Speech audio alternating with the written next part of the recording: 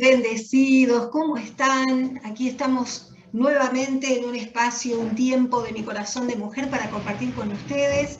Hoy estamos haciendo la continuidad de esta serie que es Haciendo Sencillo lo Complicado. Hoy estamos juntamente con una invitada querida, una amiga ya de mi corazón de mujer, para llevar adelante el tema de hoy, que va a llamarse cómo vivir en la gracia. O sea, ese es el tema, cómo vivir en la gracia. Y para esto, qué mejor que tenerla con nosotras a la pastora Karina Zarini, de aquí de Argentina, del Ministerio Cristo en Nosotros, con cual hemos tenido ya varios programas, y este tema quedó como ahí latente a poder tratarlo, así que creo que hoy es el día para que podamos estar compartiendo este tiempo juntas y hablando de algo tan importante, porque suena como algo sencillo decir cómo vivir en la gracia, ¿no?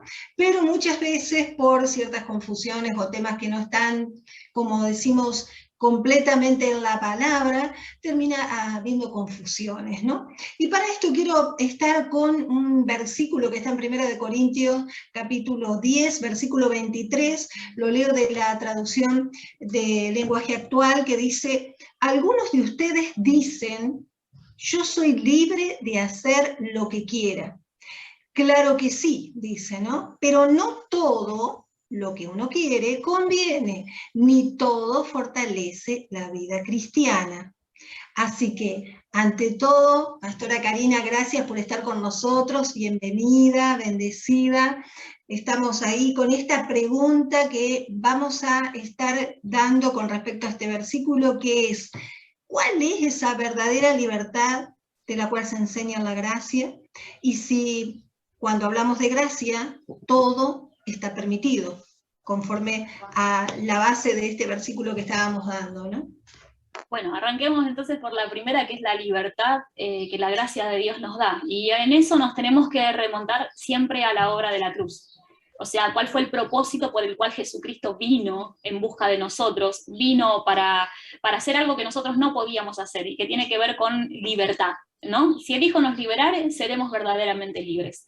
Antes de la obra de Cristo, todo ser humano vivía bajo la esclavitud del pecado, ¿no? No tenía forma de librarse de eso, ¿no? Sino que el pecado es su amo, su dueño, su señor. Por naturaleza respondía siempre practicando toda clase de pecado, de mal, y esto iba empeorando, ¿no? Y si vamos al Antiguo Testamento, vamos a ver que siempre, ¿no? Como que la perversión del hombre, la maldad del hombre, se menciona mucho, ¿no? Como que iba en aumento. Y bueno, y había promesa, ¿no? Promesa de redención desde el primero, desde Génesis hay promesa de redención. Entonces, la promesa era que un día el ser humano iba a ser rescatado, completamente librado de la condición en la que el pecado lo colocó, ¿no? O sea, el pecado lo colocó en una condición de esclavitud de la cual él no puede salir. ¿Verdad? Entonces necesitábamos nosotros alguien, un salvador, que no tenga una naturaleza caída, sino que realmente él pueda librarnos. Así que la obra de la cruz se realiza por medio de nuestro Señor Jesucristo. Él viene a este mundo, se hizo hombre como nosotros. ¿Y por qué se hizo hombre? Para poder representarnos, ¿sí? Él tiene que ser un hombre, porque un hombre nos metió en este asunto y un hombre nos tiene que sacar, ¿sí? Entonces vemos que Adán, ¿verdad?, toma una decisión, y en Adán toda la humanidad cae y nace ya en esa condición, es decir, la reproducción empieza a ser en una condición caída. Jesucristo se encarna, se hace hombre, viene a este mundo con el simple propósito de representar a la humanidad, de ir a la cruz y poder librarnos a nosotros de esa esclavitud en la que estábamos, ¿sí? Entonces, ¿de qué nos hace libres? Primero y principal, nos libera de la esclavitud del pecado en la que nosotros estábamos, de la condición en la que nosotros estamos, condición que además nos separa de Dios, es decir, no nos permite tener una relación de unidad con Dios, ¿sí? Entonces, estamos separados de Dios por causa del pecado. Cristo vino y Él dijo claramente que Él nos iba a hacer libres por medio de la obra de la cruz. Entonces, la cruz de Jesús nos ha librado de la esclavitud del pecado, nos ha liberado de la ira de Dios, que a veces no se menciona, pero lo dice Primera de Juan, que si nosotros realmente hemos creído en Jesucristo, hemos aceptado que Él fue el pago por todos nuestros pecados y que entonces la ira que tendría que haber venido sobre nosotros fue sobre Jesús. Entonces yo puedo decir, fui libre de la ira de Dios por causa de que Jesús absorbió mi pecado. Él pagó mi deuda, Él la canceló, ¿verdad? Entonces, libres de la ira, libres de la esclavitud del pecado, pero también de sus consecuencias, porque vemos que la palabra dice que Él también nos liberó de las maldiciones, nos liberó de toda enfermedad, porque Él pagó un precio. Entonces, es súper importante que la libertad que ofrece es completa, es para experimentarla en esta vida, ¿sí? Y también, por supuesto, la palabra también habla de que un día también seremos liberados de este cuerpo de muerte, ¿verdad? Y recibiremos uno nuevo. Así que es interesante considerar que la libertad que Cristo compró abarca todos los aspectos de nuestra vida, todas nuestras áreas, ¿sí? Él liberó espíritu, alma y cuerpo. Hemos resucitado espiritualmente. Nuestra alma está siendo transformada. Estamos siendo renovados por medio de la palabra. Y nuestro cuerpo finalmente también será cambiado, recibiremos uno glorificado, ¿sí? Entonces, cuando Cristo hizo su obra, la libertad fue completa, totalmente, en todos los aspectos del área de la vida del ser humano, Cristo obtuvo libertad para nosotros. Y ahora nosotros caminamos por la fe en esa libertad. Entonces, ¿libertad de qué? De todo. Somos libres de todo. Lo que el pecado produjo en la vida del ser humano. Cristo es nuestro libertador.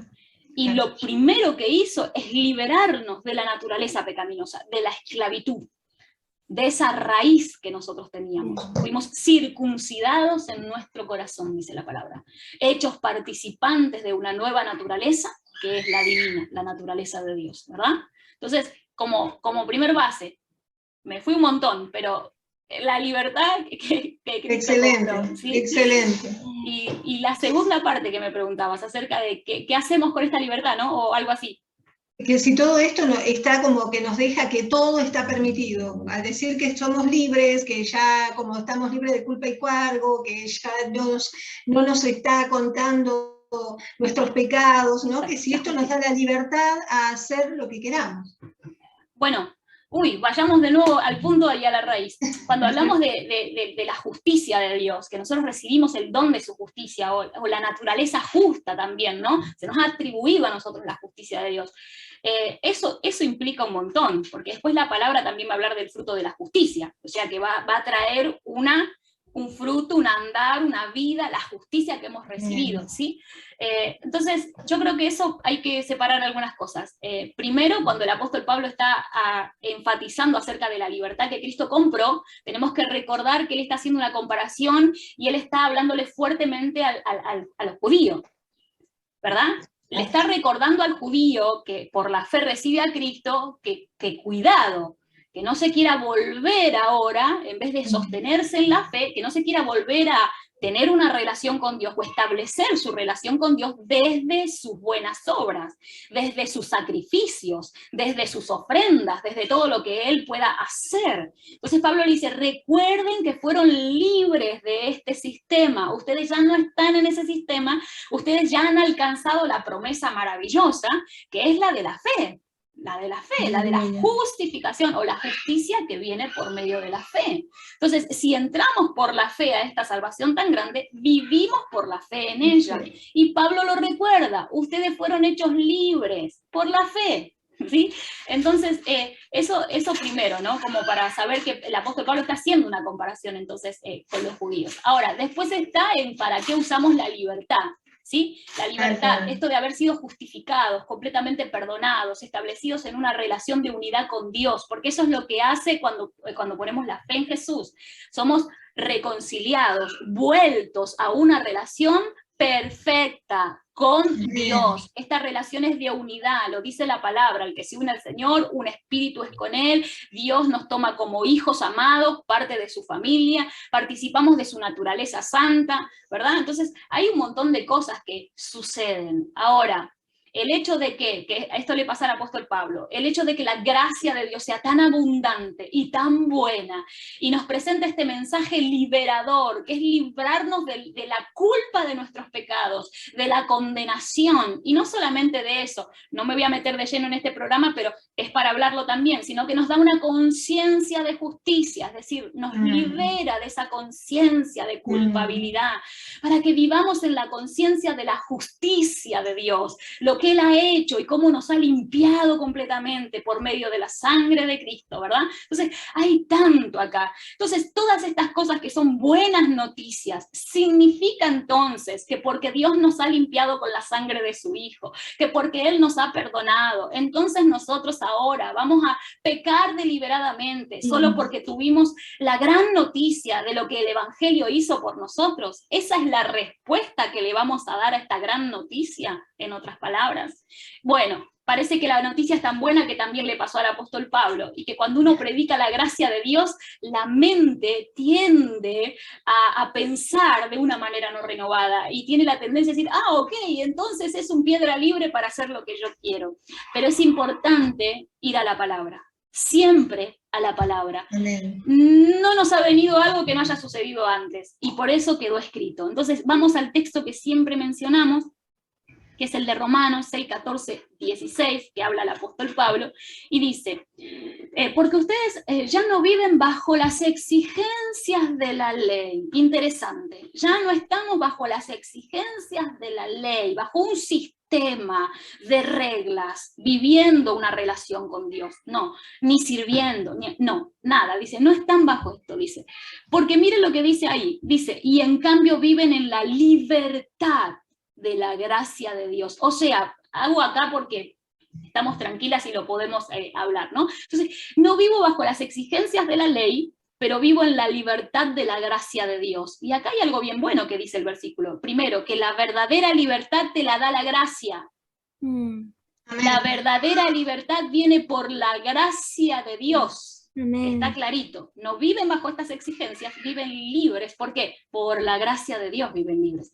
Entonces dice, ahora, ¿eso significa que podemos seguir pecando porque la gracia de Dios nos ha liberado de la ley?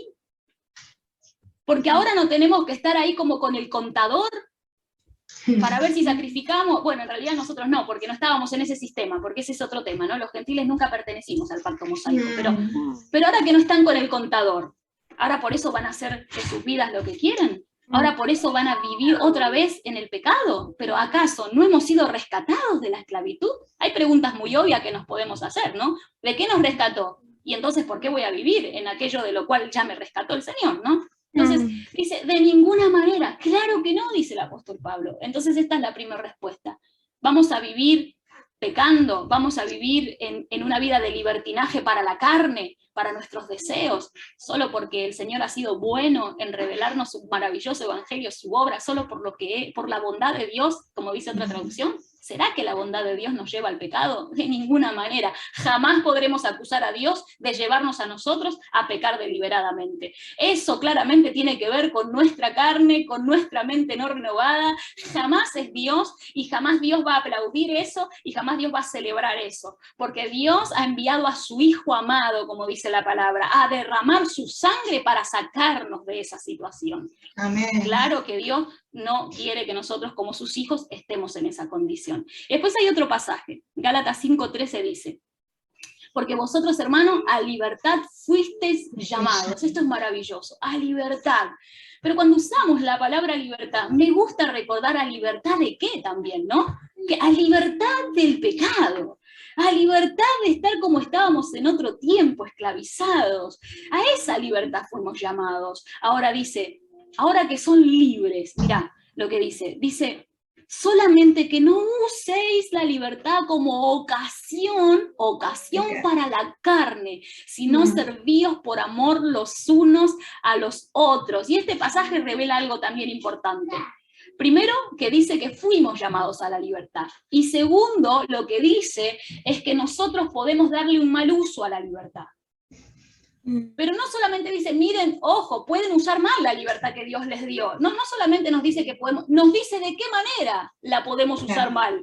Eso es maravilloso. ¿Cómo sabemos que alguien o que nosotros mismos estamos usando mal la libertad de Dios? Simple, lo dice el pasaje. No usen la libertad como ocasión para la carne. Así que si yo estoy viviendo para la carne, dándole permisos a mi carne, dejando que mi carne gobierne mi vida, claramente estoy haciendo un mal uso de la libertad. Exacto. Porque la palabra siempre dice que todo lo contrario, dice que nuestro cuerpo sea un sacrificio vivo, que sean instrumentos de justicia, ¿no? Entonces, ahí hay un montón de cosas que podríamos seguir ampliando, pero como para tener un pantallazo, la libertad no nos fue dada para vivir para la carne, al contrario, vivir para la carne, habiendo recibido a Jesucristo, habiendo recibido el don de la justicia, que es para reinar, o sea, para reinar sobre todo, y eso implica reinar, ¿verdad? Tomar el control, el gobierno por medio del Espíritu, o sea, no, claramente es un mal uso. Y está bueno que quede claro y que nosotros también nos podamos dar cuenta en nuestras vidas, cuando quizás hacemos un mal uso de la libertad que Dios nos dio, pero también para que cuando miramos a las personas también podamos ver, discernir, ¿qué es lo que viene realmente produciendo el Espíritu Santo y qué es de la mente no renovada? ¿Por qué? Porque la palabra también dice, servíos los unos a los otros por amor, pero también dice que nos podemos imitar en las cosas buenas. Eso implica que nos imitemos en aquello que verdaderamente representa al Señor, expresa al Señor en nuestras vidas. No nos vamos a imitar en aquello que es la parte no renovada, o en la carne, ¿no? Entonces, eso también está bueno. Y creo que ahí la palabra fue clara, y Pablo lo deja muy claro. Amén. No sé. Amén. Amén. Amén. Wow, hermoso.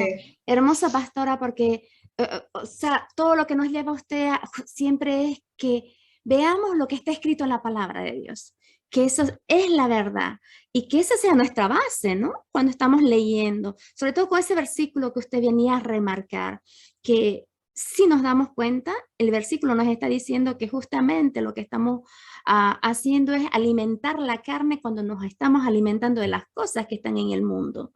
Y qué hermoso saber que la palabra de Dios en pocas palabras nos da la solución, cómo salir. Y algo para que sigamos entrando, quiero saludar a Stephanie, a Roxana y a todos los que están siguiendo este video, porque sabemos que es un tema muy hermoso, muy edificante, que a veces no se le ha dado la luz que se necesita.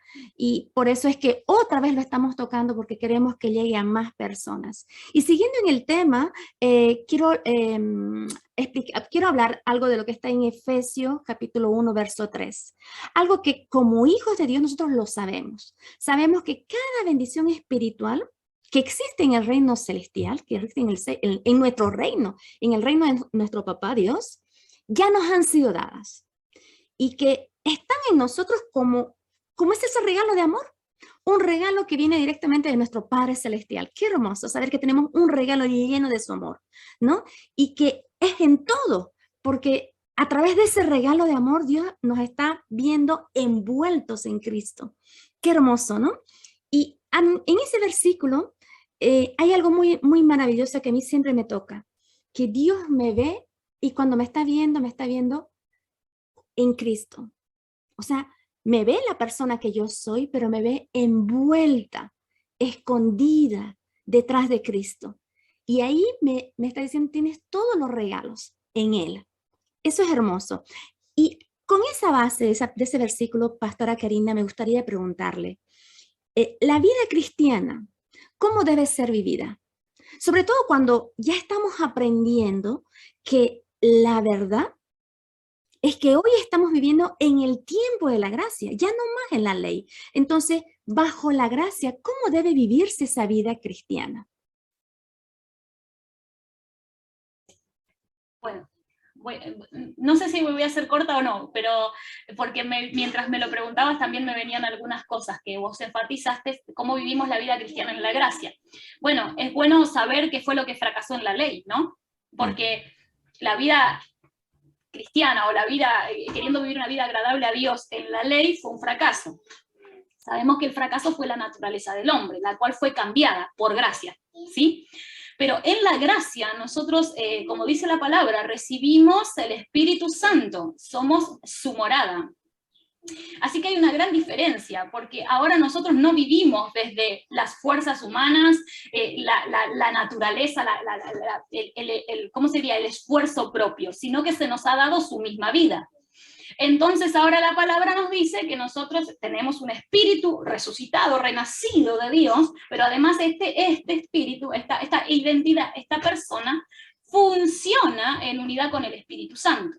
Entonces algo que siempre tenemos que pensar es que la vida cristiana solo es posible en unidad con el Espíritu Santo, algo que la gracia nos provee, ¿sí? Entonces, estamos en unidad con el Espíritu Santo. Ahora, la Biblia habla un montón de cosas acerca de esta unidad y lo que realmente podemos hacer por medio de esta unidad. Pero primero, veamos que el Espíritu Santo viene a nuestras vidas a enseñarnos, a guiarnos, a consolarnos, a manifestar la presencia santa de Dios en nosotros. O sea, Él es. O sea, sin Espíritu Santo no hay vida cristiana.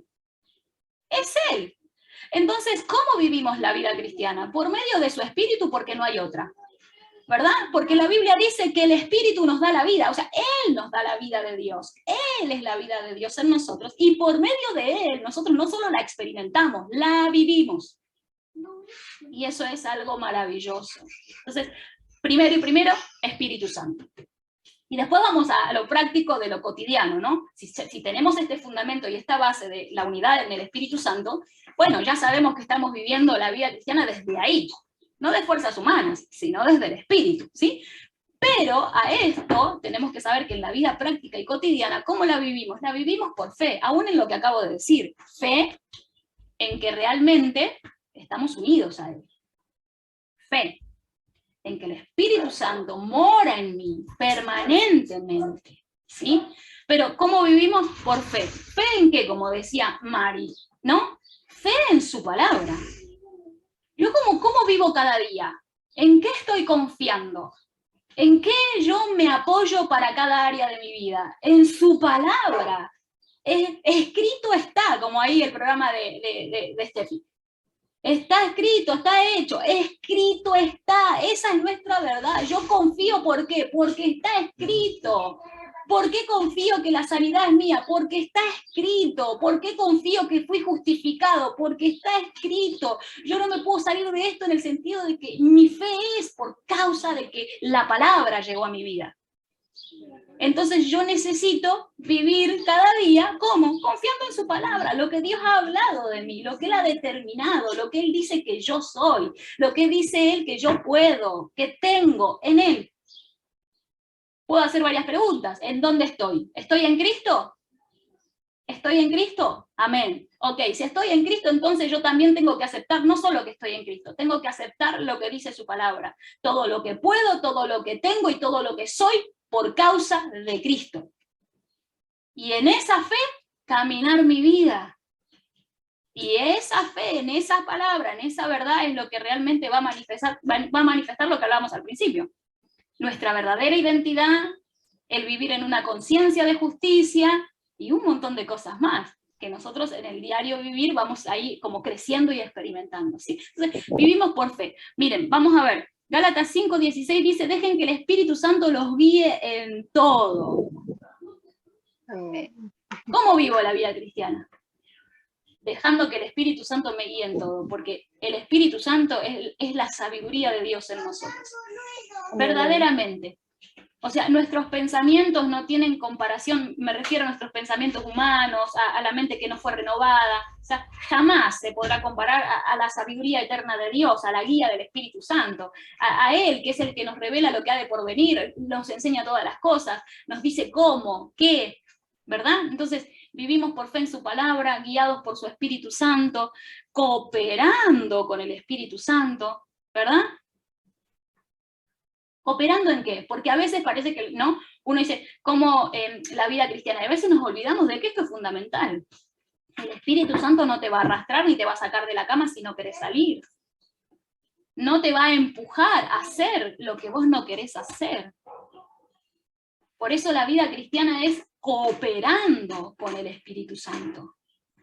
porque Él te va a enseñar, Él te va a revelar, Él te va a anticipar, Él te va a mostrar, pero vos vas a tener que cooperar con Él para hacer lo que realmente hay que hacer, aquello que Dios de antemano preparó, ¿no? Entonces, ¿cómo vivimos? Cooperando, eso es algo importante, cooperando con Él, avanzando en lo que Él nos va mostrando y nos va enseñando.